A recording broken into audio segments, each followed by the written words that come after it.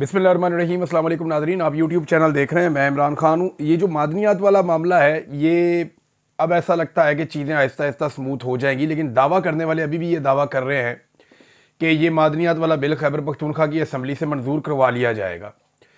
और इस पर मुराद सईद साहब की एक ट्वीट आई है। ये बड़ी ज़बरदस्त ट्वीट है, मैंने इसको पढ़ा है और मैं चाहता हूँ कि आप सारे इसको गौर से सुने। मुराद सईद ने कुछ ऐसे हकायक बताए हैं जिन पे बात करते हुए पाकिस्तान तहरीक इंसाफ के लोग भी कतरा रहे थे। उन्होंने कहा, मैंने मादनियात बिल नहीं पढ़ा, लेकिन इसके हवाले से जिन खदशात का इजहार आप सब ने किया था और ऐसे मामलात में माजी को मद्देनज़र रखते हुए मैं अपनी तशवीश से तहरीरी तौर पर पार्टी और सूबाई हुकूमत को आगाह कर चुका हूँ। पार्टी मामलात पर मैं कभी सोशल मीडिया पर बात नहीं करता, क्योंकि मेरे पास अपनी राय देने के लिए फ़ोरम मौजूद है। लेकिन चूंकि एक हफ्ते से अवामी तहरीक का मोमेंटम बना हुआ है और मैं सवाल कर रहा हूँ फैसला कुन मरहले का, लेकिन जवाबन मुझसे मेरा मौक़िफ़ बार बार पूछा जा रहा है, इसलिए यहां तहरीर कर रहा हूं। तो मेरा मौक़िफ़ आसान अल्फाज में है, एब्सोल्युटली नॉट, कि जनाब बिल्कुल हो ही नहीं सकता, नहीं करना। एब्सोल्युटली नॉट मेरा मौक़िफ़ है। हमारी आपकी तशवीश बनती है। हमारे यहाँ कानून साजी में जहाँ पे चंद अल्फाज आ जाए, जैसे कि नेशनल इंटरेस्ट, जैसा कि स्ट्रेटेजिक सिक्योरिटी, ये अल्फाज आ जाए तो समझ जाए कि अपने मफादात के तहफ़्फ़ुज़ या फ़ायदा और ताकत की बका और आइन और कानून से मुनाफी हर काम को कानूनी शक्ल दी जाती है इन अल्फाज का इस्तेमाल करते हुए। ज़्यादा दूर क्यों जाए, ऐसे ही अल्फाज का सहारा लेकर SIFC बनाई गई थी, जो अपने मकासद में बिल्कुल वाज़ेह है, बस बेच दे का स्लोगन मिसिंग है। बाकी ये एक ऐसा OLX है जो बना सरमायाकारी के नाम पर, लेकिन अवामी खजाना उड़ाकर, इदारे तबाह करके, अपनी ताकत को दवाम देने और अवामी वसाइल बर्बाद करने के लिए कौमी असासे और ज़खायर ही बेच रहा है। SIFC में कितनी सरमायाकारी लेकर आया? सरमायाकारी तो कोई नहीं लेकर आया, अपनी चीज़ें ही बेच रहा है। दरियाओं का पानी बिक रहा है, ज़मीनें बिक रही हैं।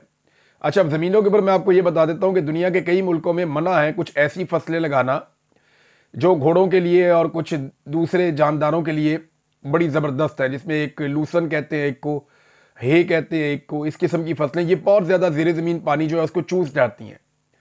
लिहाजा ये इन फसलों को कई मुल्क अब नहीं लगाते और उन्होंने मना कर रखा है कि ये फसलें ना लगाई जाए, सिर्फ उन जगहों पे लगाई जाए जहाँ पे बहुत ज़्यादा पानी वाफर है या बिल्कुल दरियाओं के किनारे हैं, वहाँ पे अब थोड़ा लगा सकते हैं। तो क्योंकि बहुत सारे हमारे दोस्त ममालिक जो हैं उनको ये अपने घोड़ों के शौक़ के लिए, अपने मवेशियों के शौक़ के लिए और अपनी प्रोटीन्स जो है वो बढ़ाने के लिए उनको ये खुराक चाहिए होती है। तो पाकिस्तान ने अपनी ज़मीन मुहैया की है, इसके बारे में भी मैं आने वाले दिनों में आपको हक़ाइक़ बताऊंगा। अच्छा, वो ये कह रहे हैं कि अपनी चीज़ें बेच रहे हैं और तबाही फेर रहे हैं। गिलगित बल्तिस्तान के वसाइल पर कब्जा हो गया, सिंध की नहरों पर कब्जा हो गया, बलूचिस्तान पर तो लूट सेल चल रही है। पख्तूनख्वा के लिए भी माफिया मजमूम मकासद कोई उनके ढके छुपे नहीं है। ऐसे में तहरीक इंसाफ जो एक अवामी जमात है, जिसकी क़यादत अवाम में से उठी है और जिनका जीना मरना इस मुल्क और इसकी अवाम के साथ है, इससे अवाम बजा तौर पर यह तवक्को रखती है कि इनके मफादात का बहरहाल हर सूरत तहफ़्फ़ुज़ करेगी पाकिस्तान तहरीक इंसाफ। मैं हमेशा से कहता हूँ कि वसाइल मसाइल हल करने का सबब बनते हैं, लेकिन हम वो बदनसीब हैं जिनके वसाइल उनके मसाइल की वजह बनते हैं। पख्तूनख्वा की भी 2 दहाइयों की यही कहानी है, यानी पिछले 20 साल से खैबर पख्तूनख्वा में यही हो रहा है। जब से मादनियात दरियाफ्त हुई हैं, हमारे मसाइल बढ़ते चले गए हैं। वज़ीरिस्तान में एक अरसे से दहशतगर्दी की वजह से स्कूल तो बंद है, लेकिन कानकुनी कभी नहीं रुकती। ये बात आप समझिए कि कई इलाकों में खैबर पख्तूनख्वा में कारोबारी ज़िंदगी बंद है, सड़कें बंद हैं, लोग जा नहीं सकते, लोग नकल मकानी कर गए हैं, वहाँ पे दहशतगर्दी के नाम पे जंग लगी हुई है, सारा कुछ रुक गया, लेकिन कानकुनी नहीं रुकती। ये जो ज़मुर्द निकलता है ना स्वात में, ये ज़मुर्द निकलना नहीं रुका था। जब तालिबान का कब्जा हो गया, जब बाद में फौज ने कब्जा कर लिया, जो भी हुआ, ज़मुर्द निकलना नहीं रुका था, कानकुनी जारी थी। वो सिलसिला नहीं रुकता, वहां से पैसा निकलता है ना। तो इसी तरह वो कह रहे हैं वज़ीरिस्तान में सारा कुछ रुक जाता है, कानकुनी नहीं रुकती, वो जारी रहती है। वो किसके पास है? सबको पता है। बाजोड़ के बच्चे अपना घर छोड़कर मजदूरी करने पर मजबूर है, लेकिन नेफ्राइट, जिसकी एक गाड़ी 80 से 95 करोड़ तक मालियत की नेफ्राइट तरसील करती है। इसकी जो एक गाड़ी, ये नेफ्राइट आप देख भी लें, मैं आपको दिखा देता हूँ। ये ग्रीन कलर का पत्थर, बहुत ही कीमती पत्थर है। इसका जो कम से कम भी कीमत है 1 कैरेट की, वो $1000 से शुरू हो जाती है, और ये बहुत $10 से भी शुरू होती है, बहुत मामूली जो होता है चूरा पीसीज में, लेकिन ये ऊपर जाता है तो बहुत महंगा भी हो जाता है, हज़ारों डॉलर तक इसकी प्राइस जाती है। तो वो ये बता रहे हैं कि इसकी जो एक गाड़ी निकलती है उसकी मालियत 95 करोड़ तक जाती है, यानी 1 अरब रुपए के लगभग एक गाड़ी इसकी निकलती है। और वो ये कह रहे हैं कि वहाँ पे और तो कोई काम नहीं चल रहा, लेकिन रोज़ाना कई गाड़ियाँ इस इलाके से नेफ्राइट की निकल रही हैं। मोहम्मद, खैबर, करक, हंगू वगैरह से जहाँ वसाइल है वहाँ दहशतगर्दी की सूरत में मसाइल आ जाते हैं। बलूचिस्तान ज़िंदगी का तहफ़्फ़ुज़ मांग रहा है, बुनियादी ज़रूरतें दरकिनार, सांस लेने की सहूलत मैसर नहीं है क्योंकि वसाइल से माला माल है, सो मसाइल का वहाँ पे अंबार है। मैं अपनी क़यादत को ये भी कहना चाहता हूँ कि ये हुकूमत, इस सूबे के वसाइल हमारे पास हमारी आवाम की अमानत है, कौम का ये एतमाद हमारे पास इमरान खान की अमानत है। मुझे यकीन है कि दानिस्ता तौर पे तो आप कभी भी इस अमानत में ख़यानत नहीं करेंगे, लेकिन नादानिस्तगी में भी कोई कोताही हुई तो ये कौम कभी भी हमें माफ़ नहीं करेगी, क्योंकि ये इमरान खान की क़यादत में ये जमात इस वक्त इनकी आखिरी उम्मीद है। कौम की आखिरी उम्मीद कह रहे पीटीआई है। अगर हम भी सरेंडर कर देंगे एस्टेब्लिशमेंट के साथ या उन कुव्वतों के सामने जो पाकिस्तान के वसाइल को लूट रही हैं कुव्वतें, तो फिर कौम हमें कभी माफ़ नहीं करेगी कि हम भी उस गुनाह में बराबर के शरीक हो गए। ये मुराद सईद का ट्वीट है, इससे काफ़ी चीज़ें क्लियर हो जाती हैं। लेकिन मैं अब आपको एक और चीज़ बता दूँ, पाकिस्तान तहरीक इंसाफ ने भी एक फ़ैसला किया है। ये डॉन अखबार के अंदर ये खबर छपी है। इसी हवाले से पाकिस्तान तहरीक इंसाफ ने खैबर पख्तूनख्वा असेंबली में माइंस एंड मिनरल्स बिल तरमीमी बिल से मुताल्लिक बयानात पर पाबंदी आयद करते हुए बिल की मंजूरी इमरान खान की इजाज़त से मशरूत कर दी होगी। आपको अब इसके ऊपर कोई बयान नहीं देगा पाकिस्तान तहरीक इंसाफ का बंदा, और इसके मामले पर सख्त हदायत जारी की हैं, जबकि कमेटी ने सूबाई हुकूमत को बिल्स पर जल्दबाजी ना करने की भी हदायत दे दी है। फैसला किया गया है कि बिल्स पर किसी कारकुन या रुकन ने बात की तो उसके खिलाफ कार्रवाई होगी, जबकि हुकूमत तमाम स्टेक होल्डर्स को एतमाद में लिए बगैर बिल असेंबली में पेश ना करे। क्या पाकिस्तान में जमहूरियत नहीं है? कारकुन बात नहीं कर सकता इसके ऊपर? खैबर पख्तूनख्वा की काबीना ने एक बिल जो मुतनाज़ बिल है और एक तनाज़े की शक्ल इख्तियार कर गया है, खैबर पख्तूनख्वा की असेंबली ने उसको जो उनकी वो कैबिनेट है उसने पास किया, असेंबली में उसने जाना है, तो लोग उसके ऊपर बात क्यों ना करें? क्या पाकिस्तान में मार्शल लॉ लग गया कि बात ही ना करे कोई? हाँ, एक पॉलिटिकल पार्टी अपने अरकान के ऊपर तो पाबंदी लगा सकती है, लेकिन आम कारकुनों पर पाबंदी लगाना क्या ये जमहूरी है? ये भी एक सवाल है। लेकिन एक चीज़ है बड़ी इंटरेस्टिंग, ये मुझे पाकिस्तान तहरीक इंसाफ के एक रहनुमा ने फ़ोन करके मुझे बताया कि इमरान खान साहब अक्सर हमें एक बात समझाते थे सबको कि जब आप जाते हैं टॉक शो में या मीडिया शो में या किसी जगह पे भी आप अपनी बात करते हैं तो अपना फोकस मत हटने दिया करें। ये जो इदारे हैं या मीडिया के अंदर बैठे हुए लोग हैं, ये जानबूझकर आपका फोकस शिफ्ट कर देते हैं। मैं चंद मिसालें आपके सामने देता हूँ ना। इस वक्त देखें ना, प्रोग्राम होने चाहिए, प्रोग्राम शुरू कहीं से होता है, डिस्ट्रैक्ट करके कहीं से कहीं ले जाते हैं। प्रोग्राम होने चाहिए, मुल्क में बेरोजगारी है, दहशतगर्दी है, बैड गवर्नेंस है, महंगाई है, करप्शन है, इंसानी हुकूक की पामालियाँ हो रही हैं, मैंडेट की चोरी हो रही है, जबरी गुमशुदगियाँ हो रही हैं, ऐसे बहुत सारे मसाइल हैं। हमारे टॉक शोज इन पे होने चाहिए ना, इन पे बात होनी चाहिए। लेकिन बात क्या होती है, क्या इमरान खान डील करेगा, और वो भी इमरान खान का नाम लिए बगैर? क्या तहरीक इंसाफ में फॉरवर्ड ब्लॉक का ऐलान होने वाला है? क्या तहरीक इंसाफ के धड़ों में इख्तलाफ शदीद हो गए हैं? तहरीक इंसाफ के टोटल कितने धड़े बन गए हैं? सोशल मीडिया पोस्टें कौन कर रहा है, कौन करवा रहा है? और होता क्या है कि पाकिस्तान तहरीक इंसाफ के जो लोग जाते हैं नॉर्मली वो इनके ट्रैप में आ जाते हैं। ये मुझे एक रहनुमा पाकिस्तान तहरीक इंसाफ के उन्होंने बताया, और वो उनके जवाबात देना शुरू कर देते हैं, और जो बात करनी है मीडिया के ऊपर जो करनी चाहिए, हमारे साथ जो जुल्म, ज्यादती, बर्बरियत हो रही है, वो उस पर बात करने की बजाय वो नॉन इशूज़ के अंदर जाके फंस जाते हैं। तो इमरान खान साहब ने जिस तरह इस पार्टी को गाइड किया था उसके ऊपर ये नहीं चल पाई। अब मिसाल के तौर पे ऐसे ही कि रिजीम चेंज ऑपरेशन के ऊपर इमरान खान साहब ने हुक्म भिजवाया कि एक प्रेस कॉन्फ्रेंस की जाए मुजम्मिल असलम साहब को, और उन्होंने वो करनी थी, 9 तारीख को नहीं की, फिर बाद में उन्होंने की। तो मुजम्मिल असलम साहब ने जब प्रेस कॉन्फ्रेंस की तो उसके अंदर जब उन्हें सवालात किए गए तो वो डिस्ट्रैक्ट हो गए और वो मामला आ गया मादनियात बिल की तरफ। अब क्योंकि ये चीज़ सूट करती थी पाकिस्तान की मिलिट्री एस्टेब्लिशमेंट को या पाकिस्तान की वफाकी हुकूमत को, तो उन्होंने फिर मीडिया को खुला छोड़ दिया कि चलाओ इसको। तो उसको फिर भरपूर कवरेज मिली, बहुत ज़्यादा। जो असल प्रेस कॉन्फ्रेंस थी वो खूह खाते चली गई। जो रिजीम चेंज ऑपरेशन के नुकसानात पाकिस्तान में हुए, वो सारी प्रेस कॉन्फ्रेंस जिस पे उन्होंने मेहनत की, मुजम्मिल असलम साहब ने, बड़े मेहनती आदमी हैं और बड़े शानदार आदमी हैं। मैं उनका मोतरफ इसलिए हूं कि वो बहुत मुश्किल चीज़ों को बड़े आसान अंदाज में लोगों को समझाते हैं। गो के कुछ चीज़ों से मैं इख्तलाफ भी करता हूँ उनकी, कुछ उनकी जो चीज़ें हैं, जो आदाद शुमार और चीज़ें वो लेकर आते हैं, बाद वक़्त मुझे लगता है कि ये थोड़ा एग्जैजरेट भी कर देते हैं। लेकिन ओवरऑल देखें ना तो उनके अंदर एक खासियत है मुजम्मिल असलम साहब में, कि वो जो मुश्किल तरीन टर्मिनोलॉजीज है इकोनॉमी की, वो आम आदमी के सामने चीज़ें ऐसे रखते हैं कि आम आदमी को समझ आ जाती है कि उसके साथ धोखा क्या हो रहा है। और ये एक बहुत बड़ी क्वालिटी है, ये बहुत कम लोगों में होती है, उनके अंदर ये क्वालिटी है। अब उन्हें इमरान खान साहब ने कहा था तो किसी वजह से कहा था ना कि बेड़ा गर्क जो पाकिस्तान की इकोनॉमी का हुआ है उसके ऊपर आप पूरी प्रेस कॉन्फ्रेंस करें। तो प्रेस कॉन्फ्रेंस तो उन्होंने पूरी की और बड़ी शानदार की, मैंने उसके कुछ हिस्से सुने हैं, बड़ा ज़बरदस्त था वो। लेकिन कवरेज कोई नहीं मिली पूरे पाकिस्तान में, क्योंकि मीडिया ने बड़े तरीके से उन्हें डिस्ट्रैक्ट किया, एक और तरफ लेकर गए, उनसे जनाब ये मादनियात वाले मामले के ऊपर बात करवाई और सारे मीडिया पे वो छाप दिया। ये है जी। तो ये प्रॉब्लम होता है पाकिस्तान तहरीक इंसाफ के साथ, और इमरान खान साहब इस बात को बहुत पहले से जानते हैं और वो बार बार इन्हें मना भी करते रहे हैं इस बारे में। पाकिस्तान तहरीक इंसाफ की जो तहरीक है नाज़रीन, वो बहुत तेज़ होती चली जा रही है, क्योंकि अब वो मुकम्मल तौर पर नौजवानों के हाथ में है। मैं तहरीक इंसाफ के चंद लोगों से बात कर रहा था जो इस तहरीक को देख रहे हैं या इसको अटेंड कर रहे हैं, और कुछ सहाफ़ी हैं जो गए जाके इन्होंने विटनेस किया, मैंने उनसे भी बात की। उन्होंने कहा जी मोमेंटम बन जाएगा।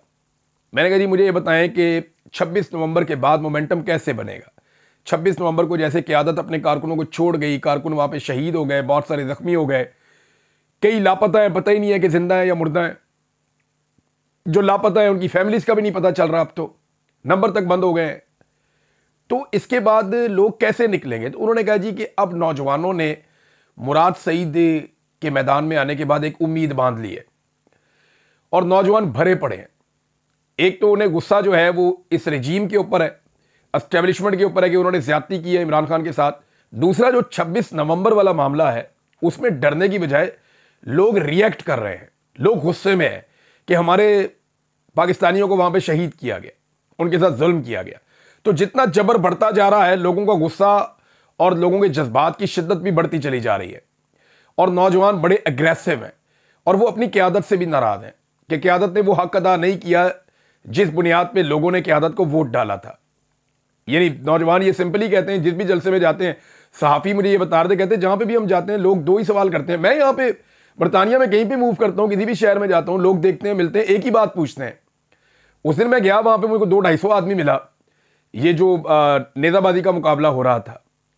उससे पहले मैं एक बड़ा वो मुस्लिम कम्युनिटी का एरिया पाकिस्तानियों का, वहां मैं गया तो बहुत सारे लोग मिले। एक शादी में गया, वहां बहुत सारे लोग मिले। तो लोग एक ही बात पूछते हैं बार बार।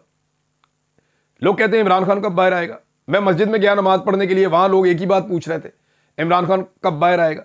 जिस बंदे से बात करते हैं वो कहते हैं जी एक ही सवाल है जो आवाम हर जगह पे हमसे पूछ रही है, और पाकिस्तान में भी सब लोग यही सवाल पूछ रहे हैं कि इमरान खान को बाहर निकालो, उसके पास हमारे मसाइल का हल है।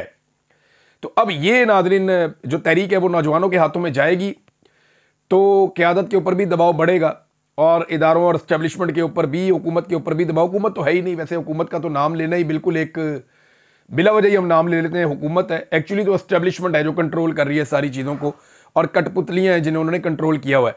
नाज़रीन 2 अमरीकी जो कांग्रेसमैन है वो पाकिस्तान आए, और उनके पाकिस्तान आने के बाद जो है वो रुला पड़ा हुआ है। बहुत सारे जो हैं वो सोशल मीडिया के ऊपर लोग उनको पैगामात भिजवा रहे हैं, सोशल मीडिया के ऊपर ट्रेंड चल रहा है, और अंग्रेज़ी के अंदर उनको ट्वीट करके कहा जा रहा है कि पाकिस्तान के अंदर डेमोक्रेसी बहाल होनी चाहिए, रिजीम चेंज ऑपरेशन में जो नुकसान हुआ उसके ऊपर बात हो रही है।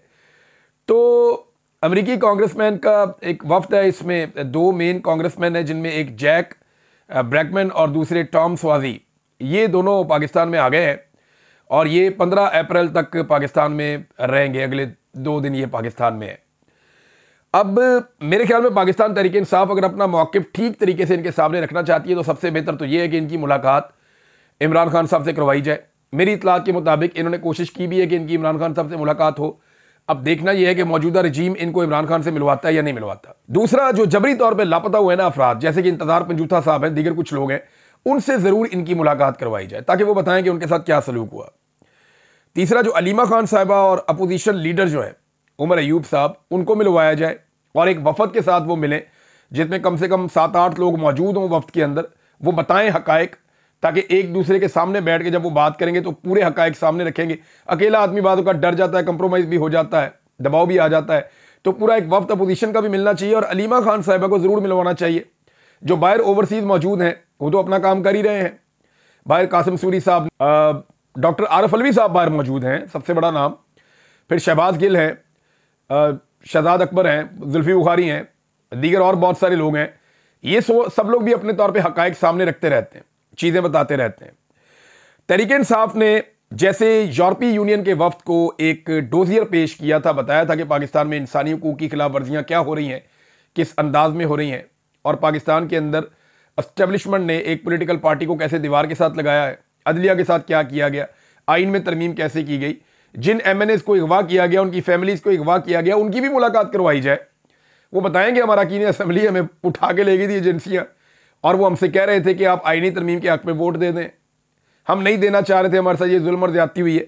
तो ये चीज़ें उनके सामने रखें, उनके साथ शेयर करें, क्योंकि ये गंद वहीं से पड़ा है। लेकिन इससे पहले जनरल बाजवा ने जो बाइडन की जो हुकूमत थी अमेरिका में, जो बाइडन एडमिनिस्ट्रेशन के साथ मिलकर पाकिस्तान के अंदर रजीम चेंज कर दिया था, उन्हें इमरान खान के खिलाफ किया और फिर उनके साथ मिलकर रजीम चेंज कर दिया। अब यहाँ पे पाकिस्तान की एस्टेब्लिशमेंट क्या डोनाल्ड ट्रंप की जो इस वक्त हुकूमत है या डोनाल्ड ट्रंप की इंतज़ामिया है उसको कायल कर पाएगी इमरान खान के खिलाफ?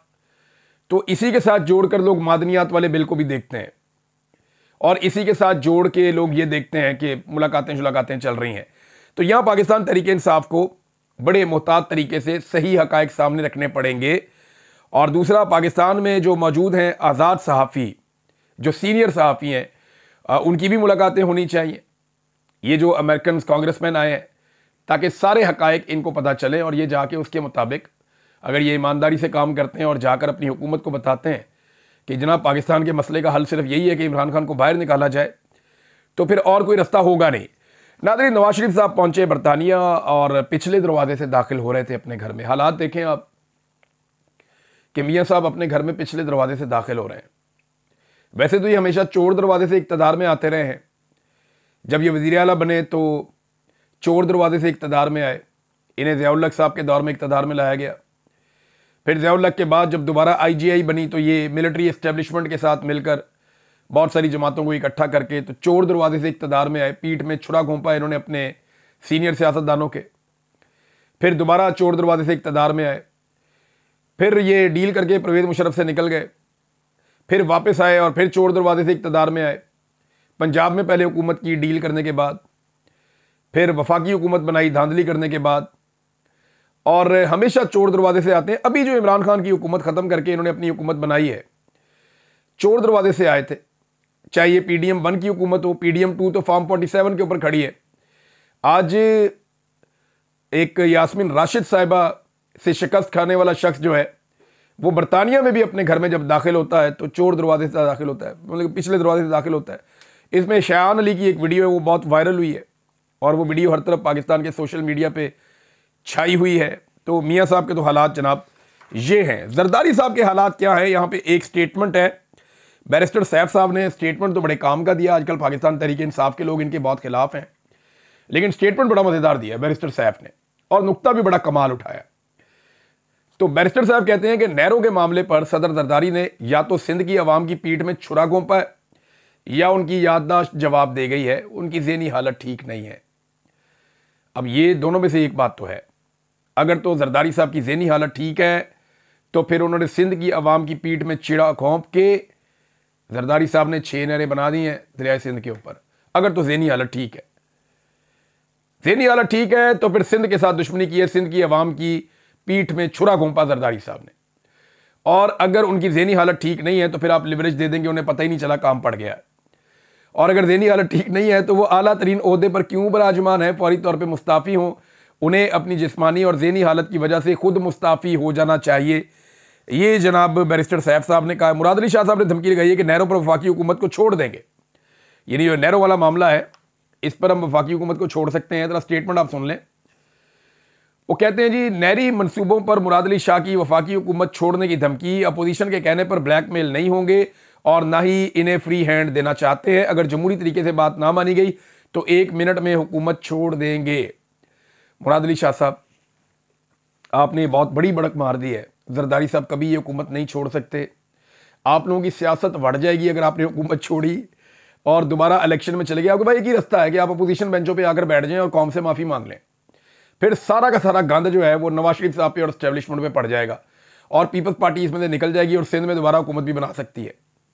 लेकिन अगर पीपल्स पार्टी इस तरह गेम करेगी कि उधर भी खेलना और इधर भी खेलना है, तो इलेक्शन जब भी होगा पीपल्स पार्टी बहुत बुरी तरह फंसेगी, क्योंकि सिंध के अवाम और पीपल्स पार्टी के बारे में ये बात जानते हैं कि इन्होंने हमारे साथ धोखा किया है।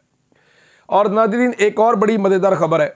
ये खबर आप देखें कि पाकिस्तान तहरीक इंसाफ के इलेक्शन जो चीफ इलेक्शन कमिश्नर है वो मानता ही नहीं है। काजी ने बल्ले का निशान भी छीन लिया था। इधर पीपल्स पार्टी के इलेक्शन हुए जी, वो भी बहुत बड़ी पार्टी है, किसी को पता ही नहीं चला, पूरे पाकिस्तान में कानो कान खबर ही नहीं हुई, किसी ने कोई सवाल ही नहीं उठाया, ना इलेक्शन कमिश्नर ने उठाया, ना जनाब सुप्रीम कोर्ट ने उठाया, किसी ने पूछा ही नहीं, इंतखाबी निशान भी नहीं छीना। पीपल्स पार्टी की जानिब से बड़ी खामोशी से इस्लामाबाद में इंट्रा पार्टी इंतखाबात का इनेकाद हुआ। बिलावल जरदारी पाकिस्तान पीपल्स पार्टी के 4 साल के लिए chairman, Humayun Khan secretary general और नदीम अफजल चंद सेक्रेटरी इतलात मुंतखब हो गए पाकिस्तान पीपल्स पार्टी के। कैसा खामोशी से काम डाला है उन्होंने। नाज़रीन, फजलुर रहमान साहब के बारे में मैं एक चीज़ आपको बताता हूँ, और ये मुझे बड़े अहम ज़राए ने ये बात बताई है। फजलुर रहमान साहब पाकिस्तान तहरीक इंसाफ के साथ चलना चाहते हैं, ऐसा नहीं है कि वो नहीं चलना चाहते, वो चलना चाहते हैं, लेकिन वो ये कहते हैं कि मुझे श्योरिटी और गारंटी दी जाए, क्योंकि मैंने बड़ा धोखा खाया। मैं सारी ज़िंदगी जरदारी और नवाज शरीफ के साथ मैंने हाथ मिलाकर रखा, मैंने इनके साथ लंबा टाइम गुजारा, लेकिन इन दोनों ने मुझे धोखा दिया। हुआ ये था कि जब फजलुर रहमान साहब ने तहरीक चलाई, पीडीएम के सरबराह बने, तो उन्हें लगता था कि उन्हें बहुत ज़्यादा सीटें मिलेंगी और उनके साथ एक इत्तेहाद कायम किया जाएगा। इसका वादा भी किया गया था। जब इमरान खान की हुकूमत गिर गई और इलेक्शन का टाइम आ गया, पहले फजलुर रहमान साहब से बहुत वादे किए गए, फिर एक मीटिंग होती है, उसमें फजलुर रहमान साहब कहते हैं जी अब बात करें, बताएं हमने कहाँ से इलेक्शन लड़ना है, आपने कहाँ से लड़ना है, ज़रा हम आपस में बात कर लें, कमेटी बना लें। तो उस पर नून लीग ने बताया जी आप राणा सनाउल्लाह साहब से बात कर लीजिएगा। ये मुझे बात जो है वो सारी की सारी पाकिस्तान तहरीक इंसाफ के एक बड़े रहनुमा ने बताई, जिन्हें फजलुर रहमान साहब वगैरह ने बैठा के बताई कि हमारे साथ ये हुआ है। राणा सनाउल्लाह साहब ने काफ़ी दिन तक घास ही नहीं डाली, फिर उन्हें पैगाम भिजवाया गया जी फजलुर रहमान साहब आपको याद कर रहे हैं। दोबारा जब बात हुई तो राणा सनाउल्लाह साहब ने बताया कि जी आपके बारे में फैसला हुआ है कि 3 सीटें आपको नून लीग दे रही है, यानी 3 नशिस्तें हैं जिन पे नून लीग आपके साथ सीट एडजस्टमेंट करने जा रही है, और ये जो 3 नशिस्तें हैं ये भी आप शेर के इंतखाबी निशान के ऊपर लड़ेंगे। फजलुर रहमान साहब ने कहा जी ये क्या बात है, मैं फिर नवाज शरीफ से बात कर लेता हूँ। तो राणा सनाउल्लाह साहब ने कहा जी नहीं, नवाज शरीफ साहब की तरफ से ही है, ये आप ये समझ लें। तो फिर फजलुर रहमान साहब ने कहा फिर वहाँ से तो ना हुई, ये तो फिर उधर से है जहाँ से सारा निज़ाम चल रहा है, एस्टेब्लिशमेंट की तरफ उन्होंने इशारा किया। तो राणा साहब ने कहा जी आप हमसे ज़्यादा समझदार है। इस तरह की एक बात मुझे रिपोर्ट हुई, पाकिस्तान तहरीक इंसाफ के एक बड़े सीनियर रहनुमा ने मुझे बताया। तो फजलुर रहमान साहब ये कहते हैं जी हमारे साथ तय करें 3-4 चीज़ें। नंबर 1 हमें क्या हिस्सा मिलेगा, नंबर 2 एस्टेब्लिशमेंट अगर आपको कहीं बुला लेती है हमारे आपके साथ मिलने के बाद, तो ऐसा तो नहीं होगा कि आप एस्टेब्लिशमेंट के साथ बातचीत करके हमें बीच में से निकाल दें। नंबर 3 जो भी बातचीत होगी फिर हमारा मुश्तरका तौर पे लायामल होना चाहिए, मुश्तरका तौर पे बातचीत करें, फिर पीछे कोई नहीं हटेगा, ये फजलुर रहमान साहब कह रहे हैं। दूसरी तरफ पाकिस्तान तहरीक इंसाफ भी यही कह रही है कि जनाब ऐसा नहीं होगा, फिर आप पीछे हट जाएंगे। अगर हमें आपको श्योरिटीज चाहिए तो हमें भी चाहिए, आपने भी बहुत सारे धोखे किए हुए हैं, लिहाजा आपको भी पूरी ताकत से खड़े होना पड़ेगा। एक उनको एतराज़ ये है कि हर थोड़े दिन बाद कोई ना कोई चुटकी काट देता है फजलुर रहमान साहब को पाकिस्तान तहरीक इंसाफ के अंदर से, ये भी उनका एक प्रॉब्लम है। अब तक के लिए इतनी, अपना ख्याल रखिएगा, अपने इस चैनल का भी। अल्लाह हाफ़िज़।